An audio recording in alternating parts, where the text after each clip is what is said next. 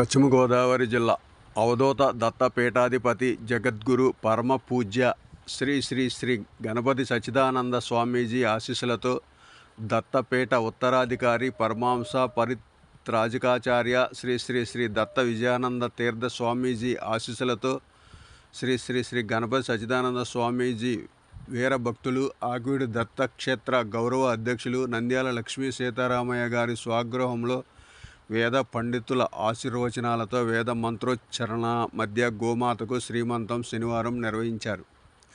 పూలు పండ్లు స్వీట్లతో గోమాతను పూజించి మహిళలు ఆశీర్వచనాలు అందజేశారు.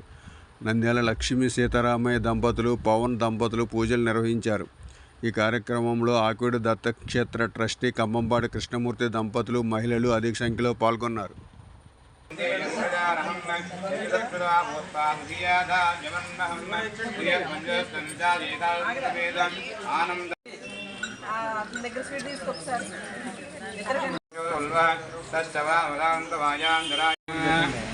పరశురంగా అవుతుందా?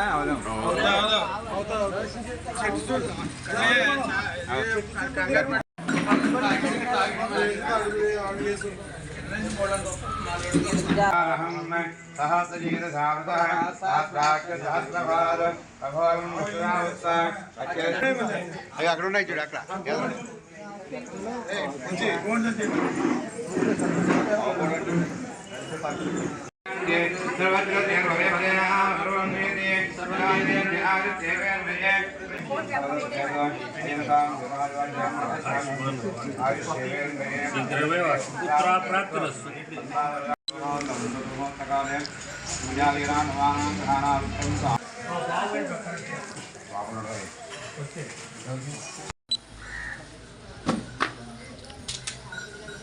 జై గురుదత్త.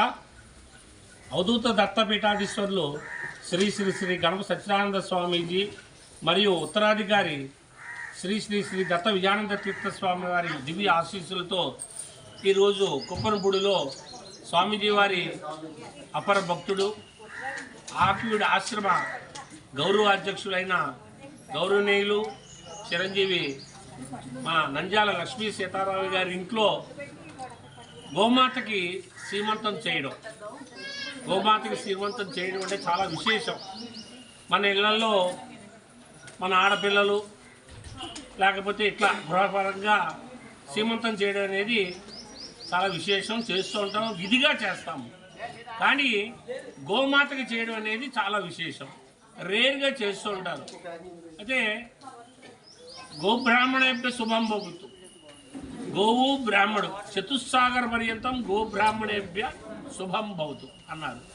గోవు ఎక్కడ చల్లగా ఉంటుందో, బ్రాహ్మడు ఎక్కడ రక్షింపబడతాడో, ఎక్కడ ఆరాధ్యం పూజ చేయబడతాడో అక్కడ చాలా సస్యశ్యామలుగా సుఖశాంతులతోటి జీవన విధానం కొనసాగుతుంది. అందులో ముఖ్యంగా గోమాతకు సంబంధించిన ఒక ముఖ్యమైన విశేషం, గోమాతని మనం పూజ చేసుకున్నా, గోమాత ఇంట్లో ఉన్నా, మరి 200 అడుగుల లోతులో ఉన్న తప్పొప్పులు భూమి లోపల ఏముంటాయో మనకు తెలియదు.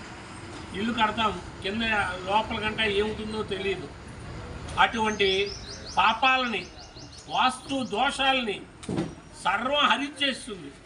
ఒక్క గోమాతకి ఆ శక్తి సంపన్న ఉంది ఆమె. అందుకని ఆ గోవుని పూజించడం, వాళ్ళ గోమాతకి ఇంతమంది విశేషంగా స్త్రీలు ఆహ్వానించి వారికి పసుపు కుంకాలు అందజేసి వారిని గౌరవించుకోవడం సమాజంలో హిందూ ధర్మంలో చాలా రేరుగా చేస్తూ ఉంటారు. అటువంటిది మా సోదరుడు నంద్యాల సీతారామయ్య. నంద్యాల సీతారామయ్య అంటే మైసూరులో ఒక గుర్తింపు ఉంది. ఎటువంటి గుర్తింపు అంటే ఎంతమంది వేల మంది ఉన్నా ఏం సీతారాం ఇలా రా అని పిలుచుకునే అదృష్టవంతుడు అతను. అందుకని ఈ కార్యక్రమం చేయడం చాలా ఆనందంగా ఉంది.